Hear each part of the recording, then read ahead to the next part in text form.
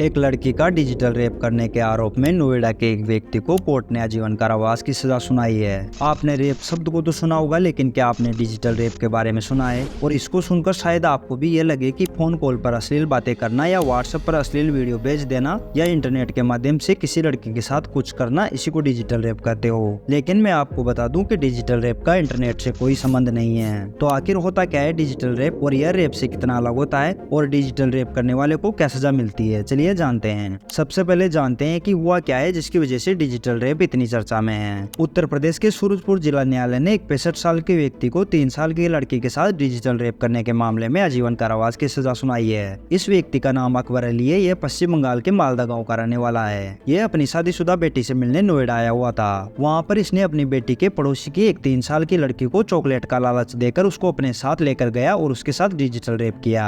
उसके बाद लड़की के घर वालों ने इस व्यक्ति की पुलिस में शिकायत दर्ज करवाई और उसके बाद इस व्यक्ति को गिरफ्तार कर लिया गया और इस पर पोक्सो एक्ट और सेक्शन 375 और सेक्शन 376 के तहत मुकदमा चलाया गया। इसमें पोक्सो एक्ट बच्चों के साथ होने वाले अपराधों में लगाया जाता है और सेक्शन 375 और सेक्शन 376 रेप के मामले में लगाया जाता है। इसके बाद लड़की का मेडिकल एग्जामिनेशन कराया गया और बाकी सबूत जुटाए गए तो पाया गया कि इस व्यक्ति ने उस लड़के के साथ डिजिटल रेप किया है। उसके बाद इस व्यक्ति को आजीवन कारावास की सजा सुनाई गई और इस पर 50,000 रुपए का जुर्माना भी लगाया गया। तो अब हम जानते हैं कि डिजिटल रेप क्या होता है। डिजिटल रेप दो शब्दों से मिलकर बना है, डिजिटल और रेप। डिजिटल का प्रयोग आजकल इंटरनेट से जोड़कर किया जाता है। डिजिट का हिंदी में अर्थ होता है अंक, लेकिन शरीर के अंग जैसे उंगलियां, अंगूठा, पैर की उंगलियां या शरीर के दूसरे अंगों को भी डिजिट कहा जाता है। तो यदि कोई व्यक्ति किसी महिला की सहमति के बिना उसके साथ रिप्रोडक्टिव ऑर्गन के अलावा किसी अंग या ऑब्जेक्ट जैसे उंगलियां, अंगूठा या किसी वस्तु का उपयोग करके जबरदस्ती सेक्स करता है तो उसको डिजिटल रेप कहते हैं। साफ शब्दों में कहे तो यदि कोई व्यक्ति अपने सेक्सुअल ऑर्गन के अलावा अपनी उंगलियां, अपने अंगूठे या किसी वस्तु का इस्तेमाल महिला के प्राइवेट पार्ट में करता है तो उसको डिजिटल रेप कहते हैं। अब जानते हैं कि ये रेप से कितना अलग होता है। रेप और डिजिटल रेप में फर्क सिर्फ सेक्सुअल ऑर्गन के इस्तेमाल का होता है। यदि कोई व्यक्ति किसी महिला का रेप करने के लिए अपने सेक्सुअल ऑर्गन का इस्तेमाल करता है तो उसको रेप कहते हैं, और यदि कोई व्यक्ति रेप अपने सेक्सुअल ऑर्गन के अलावा किसी और डिजिट से करता है तो उसको डिजिटल रेप कहते हैं। लेकिन कानून की नजर में रेप और डिजिटल रेप में कोई फर्क नहीं है। 2012 से पहले डिजिटल रेप छेड़छाड़ के दायरे में आता था, लेकिन 2012 निर्भया केस के बाद इसे रेप की कैटेगरी में जोड़ दिया गया। इसके बाद महिला के शरीर में किसी भी चीज या शारीरिक अंग को डालना रेप माना गया। निर्भया एक्ट का सेक्शन बी ये कहता है कि किसी भी हद तक प्रवेश किसी भी वस्तु या शरीर का कोई हिस्सा जो लिंग नहीं है वो भी बलात्कार माना जाएगा।